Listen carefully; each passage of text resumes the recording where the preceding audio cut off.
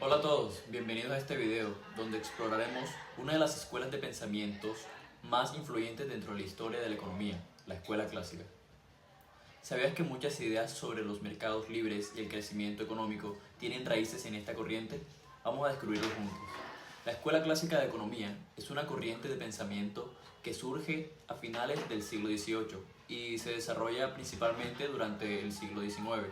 Fue una respuesta al mercantilismo, un sistema económico que se enfocaba en la acumulación de riquezas a través del comercio y de las restricciones estatales. Los economistas clásicos propusieron, en cambio, que el mercado debería ser libre y que las fuerzas de la oferta y la demanda, junto con la competencia, guardarían el crecimiento económico de manera natural. Para entender por qué esta escuela fue tan importante, pensemos en el momento histórico. Estamos en pleno auge de la revolución industrial, un periodo de grandes transformaciones tecnológicas, sociales y económicas. Las ciudades crecían y las fábricas aparecían por todas partes. Los sistemas económicos tradicionales ya no podían explicar los nuevos fenómenos que estaban ocurriendo en todo este entorno. Los economistas clásicos sentaron las bases de la economía moderna. La escuela clásica no solo influyó profundamente en la forma en que entendemos la economía, sino que también marcó un inicio de la economía como una ciencia. Sus ideas siguen siendo discutidas, aplicadas y hasta debatidas en la actualidad. Conceptos como el mercado autorregulado, el libre comercio y la especialización tienen sus raíces en esta escuela. Ahora que sabemos qué es la escuela clásica y por qué es tan importante, vamos a conocer las ideas de los pensadores que dieron vida a esta escuela. Empezaremos con el más destacado de todos, Adam Smith, conocido como el padre de la economía.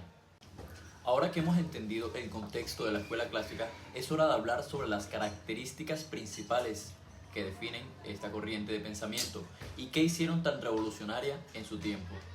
Una de las ideas centrales de la escuela clásica es la importancia del libre mercado. Los economistas clásicos creían que los mercados funcionaban mejor cuando se les permite operar sin interferencia del gobierno. En un mercado libre, la competencia asegura que los recursos se distribuyan de manera eficiente y que los consumidores obtengan los mejores productos al menor precio. Esta idea es especialmente relevante porque alejaba de las prácticas mercantiles que promovían monopolios y regulaciones excesivas. Para los clásicos, los mercados debían ser un espacio donde las empresas compitieran de manera justa, lo que incentivaba a la innovación y el progreso. Otra característica distintiva de la economía clásica es la teoría del valor trabajo. Según esta teoría, el valor de un bien o servicio está determinado por la cantidad de trabajo necesario para producirlo. Este concepto fue central en los análisis de Adam Smith y de David Ricardo, y aunque más tarde fue cuestionado por otras escuelas, fue un paso crucial para entender cómo se generan los precios y la riqueza en una economía. Por ejemplo, si uno fabrica una mesa, requiere más tiempo y esfuerzo que hacer una silla. Según esta teoría, la mesa debería tener un valor mayor en el mercado. Los economistas clásicos también estaban muy interesados en el crecimiento económico y la acumulación de capital. Creían que el ahorro y la inversión eran fundamentales para el progreso de una nación. El capital invertido en maquinaria, infraestructura, tecnología, permite aumentar la producción y mejorar el bienestar de la sociedad en el largo plazo.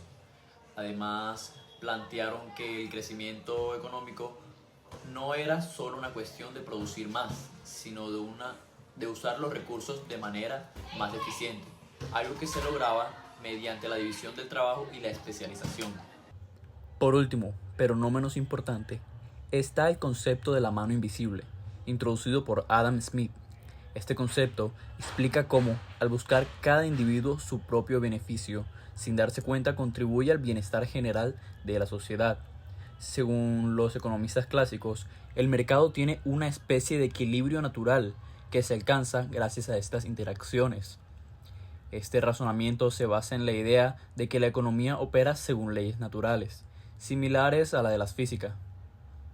Por ejemplo, la oferta y la demanda actúan como fuerzas que equilibran el mercado de manera automática siempre que no haya interferencias externas. En resumen, La economía clásica estableció principios fundamentales como el libre mercado, la teoría del valor trabajo, la importancia del capital y el poder de las fuerzas naturales del mercado. Estas ideas no solo explicaron las dinámicas económicas de su época, sino que también siguen siendo pilares del pensamiento económico. A continuación, vamos a explorar cómo estas características se reflejan en las ideas de Adam Smith, el primer gran referente de esta escuela. Ahora que conocemos las características principales de la escuela clásica, es momento de hablar sobre Adam Smith, el padre de esta corriente y uno de los economistas más influyentes de todos los tiempos. En La riqueza de las naciones, Smith argumenta que el verdadero indicador de la riqueza de un país no es la acumulación de oro y plata, como decían los mercantilistas, sino la capacidad de producir bienes y servicios que mejoren el bienestar de sus ciudadanos. Introdujo la famosa idea de la mano invisible, que explica cómo al perseguir sus propios intereses, los individuos contribuyen involuntariamente al bienestar general. Por ejemplo, un panadero busca ganancias al hacer pan, pero al satisfacer la necesidad de sus clientes, también aporta a la economía de su conjunto. Adam Smith destacó la importancia de la división del trabajo como motor de la productividad. Según él, al dividir un proceso en tareas más pequeñas y específicas, los trabajadores se vuelven más eficientes y se incrementa la producción. Para ilustrarlo, Smith utiliza el famoso ejemplo de una fábrica de alfileres. Un solo trabajador podría fabricar apenas unos pocos alfileres al día, pero si el proceso se divide en tareas específicas como cortar el alambre, afilarlo y ensamblarlo, un grupo de trabajadores puede producir miles en un mismo tiempo.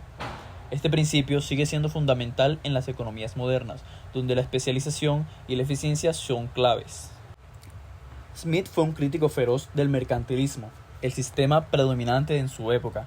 Argumentaba que las restricciones comerciales, los monopolios y la acumulación de metales preciosos no llenaban al verdadero progreso económico.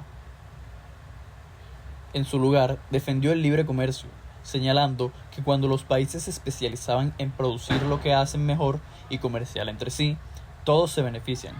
Esta idea fue precursora de teorías más desarrolladas, como la ventaja comparativa de David Ricardo. Una de las contribuciones más influyentes de Ricardo es su teoría de la ventaja comparativa, que se convirtió en la base del comercio internacional moderno. Según esta teoría, cada país debería especializarse en producir aquellos bienes en los que tienen un menor costo de oportunidad, incluso si es menos eficiente en términos absolutos comparado con otros países. Por ejemplo, si un país produce telas de manera más eficiente que vino, pero otro país puede producir vino a un menor costo relativo, ambos países se beneficiarán si comercian entre sí. Esta idea demostró que el comercio puede ser mutuamente beneficioso, desafiando la visión mercantilista de que una nación solo gana si otra pierde. Ricardo también aportó una teoría fundamental para entender la distribución de la riqueza en una economía agrícola. La teoría de la renta diferencial explicó que la renta de la tierra, o el beneficio que obtiene su propietario, depende de su fertilidad y ubicación. Según Ricardo, las tierras más fértiles o mejor situadas generan mayores rendimientos, y a medida que aumenta la población y la demanda de alimentos, las tierras menos fértiles deben cultivarse.